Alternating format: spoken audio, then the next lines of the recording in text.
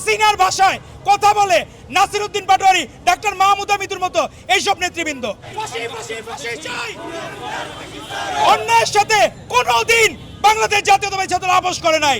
সার্জিস আলমদের কথায় যে ছাত্রলীগের মিল পাওয়া যায়, আমরা চাই না ছাত্রলীগের ভাষা কথা ফেরত আসুক। 2024 সালের 4 আগস্ট ছিল খুবই ঐতিহাসিক দিন। সেদিন থেকেই এক দফার আন্দোলন নিয়ে বাংলাদেশে গণজাগরণ হয়েছিল এবং যার প্রধান সেনাপতি ছিলেন আমাদের মাননীয় প্রধানমন্ত্রী জনাব তারেক রহমান। অন্যায়ের সাথে কোনোদিন বাংলাদেশ জাতীয়তাবাদী ছাত্র আপোষ করে নাই। কিন্তু এখন যখন আমাদের দেশ গড়ার সময়, তখন দেখতেছি হাসিনার ভাষায় কথা বলে নাসিরউদ্দিন পাটোয়ারি, ডাক্তার মাহমুদা মিতুর মতো এইসব নেতৃবৃন্দ, যাদেরকে আমরা 24-এর গণঅভ্যুত্থানে সরাসরি কোনো ভূমিকায় দেখি নাই। আজকে আমাদের মাননীয় প্রধানমন্ত্রী জনাব তারেক রহমান এই জায়গায় উপস্থিত হবেন। বাংলাদেশ জাতীয়তাবাদী ছাত্রলীগ আপনারা দেখবেন প্ল্যাকার্ডে নাম লেখা যারা শহীদ হয়েছিল। অনেকে দাবি করে রাতে ঘুমায় ঘুমায় নাকি দেশে গণঅভ্যুত্থান হয়ে গেছে। তো আমরা দেখাইতে চাই যে আমাদের ছাত্রলীগ ভাইগুলো যে মারা গেল, এর জন্য হাসিনার যত দ্রুত সম্ভব দেশে এনে বিচার করতে হবে এবং তার বিচার প্রক্রিয়া শেষ না হওয়া পর্যন্ত বাংলাদেশ জাতীয়তাবাদী ছাত্রদল অতীতের ন্যায় ভবিষ্যতেও সব সময় অগ্রগামী ভূমিকায় থাকবে ইনশাআল্লাহ। বিভিন্ন জায়গায় আমরা দেখতেছি সমকামিতাকে প্রমোট করতেছে এবং বিভিন্ন জায়গায় জামাতের নেতৃবৃন্দ নারী বোনদেরকে চাকরি দেওয়ার প্রলোভনে বিভিন্ন জায়গায় অনৈতিক কাজ করছে। আমাদের বোনরা, যেখানে আমাদের মাননীয় প্রধানমন্ত্রী নিজের সহধর্মিনীকে ড্রাইভ করে ঢাকা মেডিকেলে তার কলেজে নিয়ে যান, মেডিকেল কলেজে স্মৃতিচারণের জায়গায়, সেখানে নারীদেরকে ভোগ্যপণ্য হিসাবে বিবেচনা করে এই জামাত ইসলামী এবং শিবিররা, এবং তাদেরকে বাংলাদেশের মানুষ এখন দেখতেছে ছেলেরা এখন নিরাপদ না।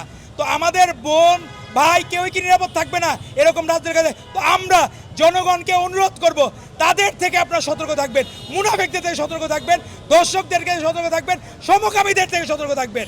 এবং আমাদের নতুন বাংলাদেশ, আমাদের মাননীয় প্রধানমন্ত্রী জনাব তারেক রহমানের নেতৃত্বে আমরা যে সাম্য মানবিক বাংলাদেশ বিনির্মাণ করতে চাই, আমরা ইনশাআল্লাহ আমাদের মাননীয় প্রধানমন্ত্রী জনাব তারেক রহমানের নেতৃত্বে আমরা সত্যিকার সাম্য মানবিক গঠন করতে পারবো ইনশাআল্লাহ। লোডশেডিং কিংবা ঘরের বাইরের তীব্র গরমে ওয়ালটন রিচার্জেবল ফ্যান থাকলে থাকবে শুধু বাতাস আর বাতাস। পাটোয়ারিকে যে জিজ্ঞেস করেন যে হাসিনার সাথে তার কোনো মিউচুয়াল কোনো যোগাযোগ আছে কিনা, বা ফেসবুকে তারা মিউচুয়াল ফ্রেন্ডেন কিনা, গোপন কোনো আলোচনা হয় কিনা।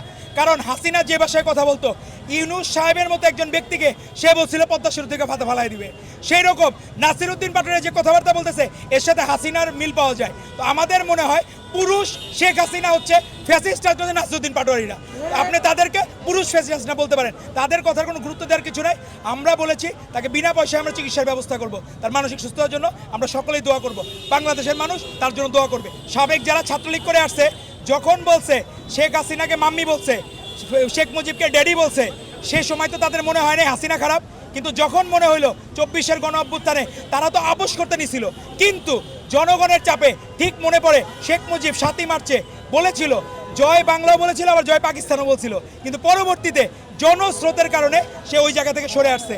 তো আমরা অনুরোধ করব, সার্জিস আলমদের কথায় যে ছাত্রলীগের মিল পাওয়া যায়, আমরা চাই না ছাত্রলীগের ভাষা কথা ফেরত আসুক। ছাত্র দলের দ্বারা কোনো ক্যাম্পাসে কেউ আক্রান্ত হচ্ছে না, কোনো ক্যাম্পাসে ছাত্রদল হল থেকে কাউকে বিতাড়িত করতেছে না। আপনার নামাজ কালাম পড়েন ঠিক আছে, বাকি যে কাজগুলো করেন, এজন্যই সারা বাংলাদেশের মানুষ মনে করে জামাত এবং শিবির মুনাফিক দল, এবং তাদের সাথে কোনো আপোষ হবে না, আপোষ